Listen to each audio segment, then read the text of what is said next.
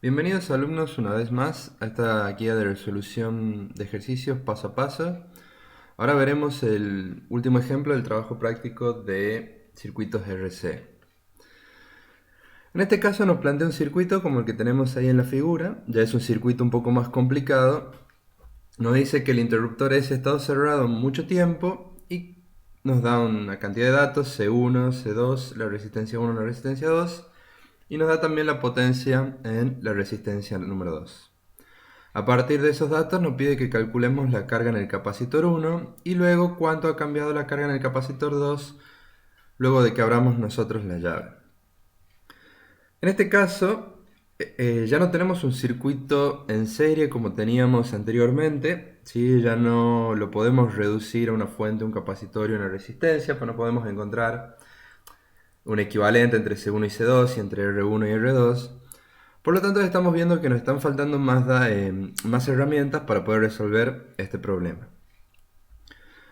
Empecemos entonces a analizar dos casos particulares en los circuitos RC, que es cuando yo tengo conectado un capacitor y una resistencia a una fuente de tensión en T igual a 0 y en T igual a infinito. ¿Qué ocurre en T igual a 0? Si nosotros recordamos, las gráficas de corriente en función del tiempo y carga en función del tiempo son las que tenemos aquí en la figura.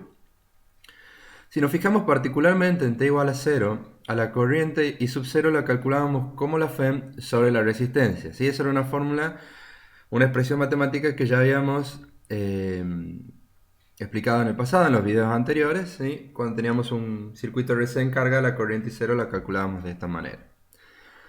Y si nos fijamos en T igual a 0, la carga del capacitor era igual a 0. Esto refleja que la tensión en el capacitor en el instante igual a 0 también iba a ser igual a 0 voltios. Entonces, si nosotros tenemos un circuito de esta manera, un circuito RC, o tenemos un circuito de esta manera, directamente la FEM y la resistencia, en T igual a 0, ambos se comportan de la misma manera. En ambos circuitos, en T igual a 0, la corriente la calculamos como la FEM sobre la resistencia, y en ambos circuitos, para T igual a 0, a la diferencia potencial entre A y B va a ser igual a 0. ¿Sí? Entonces, cuando tenemos un circuito RC de esta manera, en T igual a 0 podemos tomarnos la libertad de reemplazar el capacitor como un cortocircuito, ¿sí? Como un cable en vez de poner el capacitor.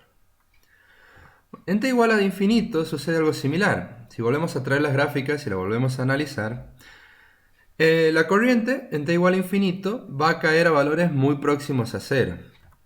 Y la carga final del capacitor, recuerden que la podríamos calcular como la capacitancia por la FEM. Esto implica que la tensión en el capacitor, cuando el tiempo es igual a infinito, se aproxima a valores de la FEM. Recuerden esto, aclaración, que la tensión del capacitor va a ser igual a la FEM solo cuando tengamos un circuito de esta manera, o sea, cuando tengamos una resistencia en serie con un capacitor y estos dos elementos queden en paralelo con la FEM. Solo cuando tengamos un circuito de esta manera vamos a poder decir que la tensión en el capacitor es igual a la FEM. Y aclaro esto porque lo vamos a ver cómo cambia en este circuito, en el circuito del problema particularmente. Bueno, volviendo al análisis de T igual a infinito, este circuito que tenemos ahí, este circuito RC y este circuito se comportan exactamente de la misma manera en T igual a infinito. En ambos circuitos, para T igual a infinito, la corriente vale 0. Y en ambos circuitos, para T igual a infinito, la tensión o la diferencia potencial entre los puntos A y B es igual a la FEM. Por lo tanto, podemos tomarnos las libertades de decir que cuando el capacitor se encuentra completamente cargado o cuando ha pasado un tiempo prudencialmente largo o cuando el problema explícitamente nos diga T igual a infinito, al capacitor lo podemos reemplazar por un circuito abierto. ¿Sí? Entonces, en T igual a 0 podemos reemplazar el capacitor por un cortocircuito, por un cable, y en T igual a infinito podemos reemplazar el capacitor por un circuito abierto. Esto siempre y cuando tengamos un circuito de la manera que aparece aquí, o sea, la FEM, el capacitor y la resistencia. Entonces, volvamos al problema y veamos cómo podemos analizar esto. Nos pide la carga en C1 y nos aclara que el interruptor S ha estado cerrado mucho tiempo, ¿sí? Esto nos da la idea de que los capacitores ya están completamente cargados. Como ya les decía anteriormente, no nos queda un circuito de la manera sencilla, de la manera que teníamos anteriormente, C1 en serie con R1 y esto en paralelo con la FEM.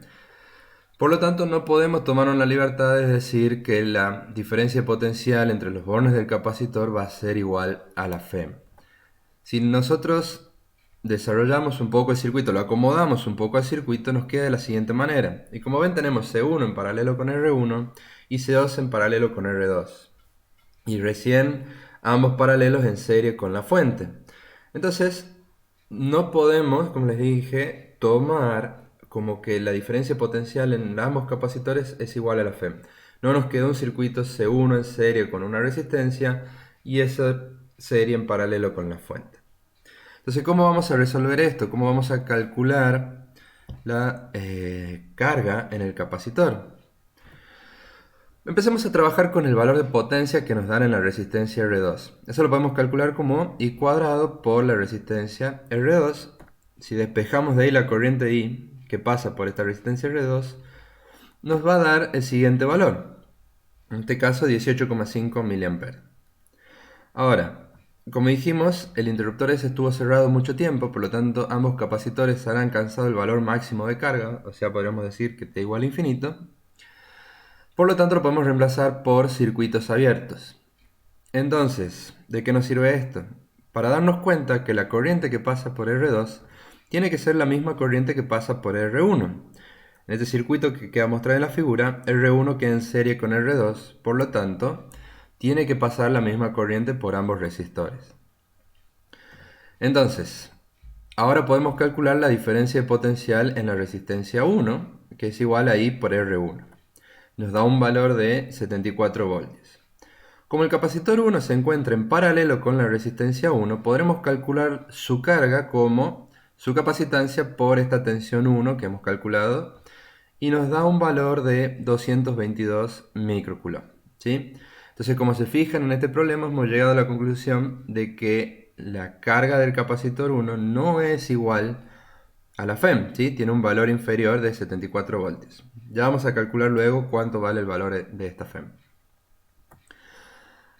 El apartado B nos pide cuánto varía la carga en el capacitor C2, desde que lo tenemos al interruptor cerrado hasta mucho tiempo después de que se ha abierto el interruptor. Entonces tomemos los datos que habíamos calculado, cuánto valía la corriente, y calculemos cuánto vale la tensión en el capacitor 2. Vamos a calcular de la misma manera que para la resistencia 1, como la corriente por la resistencia 2. Entonces obtengo que el valor de la tensión 2 es de 130 voltios. Como el capacitor 2 está en paralelo con la resistencia 2, comparten el mismo voltaje. Por lo tanto, la carga la podemos calcular como C2 por la tensión 2 y nos da un valor inicial de la carga en el capacitor 2 de 780 microcoulomb. El último dato que nos estaría faltando es cuánto vale la FEM. Si nosotros calculamos que la tensión 1 valía 74 voltios y la tensión 2 vale 130 voltios, por leyes de Kirchhoff nosotros podemos plantear que la FEM va a ser igual a la tensión 1 más la tensión 2. Por lo tanto, la FEM que tenemos conectada en el circuito es de 204 voltios. Bien, veamos ahora qué sucede cuando se abre el interruptor S. Si se abre el interruptor S, el circuito cambia a la siguiente figura, ¿sí? Recuerden que también el problema nos aclara que tenemos que calcular la carga final una vez que S ha estado abierto mucho tiempo también. O sea, de nuevo vamos a considerar T igual a infinito. Si podemos considerar T igual a infinito, podemos volver a reemplazar los capacitores por circuitos abiertos, lo que llega a la conclusión de que la corriente por ambos capacitores o por ambas resistencias va a ser igual a 0.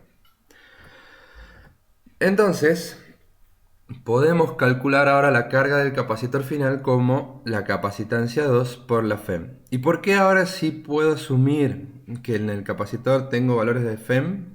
O sea, se cargó a los valores de tensión de la FEM. Si se fijan, ahora sí tengo la resistencia 1 en serie con el capacitor 2 y estos dos elementos en paralelo con la fuente. Por lo tanto nos queda un circuito similar al que teníamos al principio cuando estábamos explicando. Lo mismo sucede con el capacitor 1. El capacitor 1 en serie con R2 y estos dos elementos en paralelo con la fuente. Por lo tanto, en este caso particular, tanto C1 como C2 se cargan a valores de tensión de la fuente. Sabiendo eso, podemos calcular la carga 2 final como la capacitancia 2 por el valor de la FEM que hemos calculado de 204 voltios y nos da un valor de 1,22 milicoulomb. Lo último que nos queda para este problema es calcular el diferencial de carga, será la carga final menos la carga inicial. Si reemplazamos los valores, me queda entonces que la variación de carga en el capacitor 2 es de 440 microcoulomb. Muy bien, hasta aquí llegamos con este problema. Espero que haya quedado claro, ¿sí? Recuerden entonces que si tenemos un capacitor y una resistencia que se están cargando con un valor de FEM en t igual a 0, inmediatamente después de que nosotros cerramos el circuito, podemos reemplazar el capacitor como un cortocircuito y en t igual a infinito podemos reemplazar el capacitor como un circuito abierto. Cualquier consulta que tengan, recuerden que estamos a su disposición y nos vemos en el próximo video.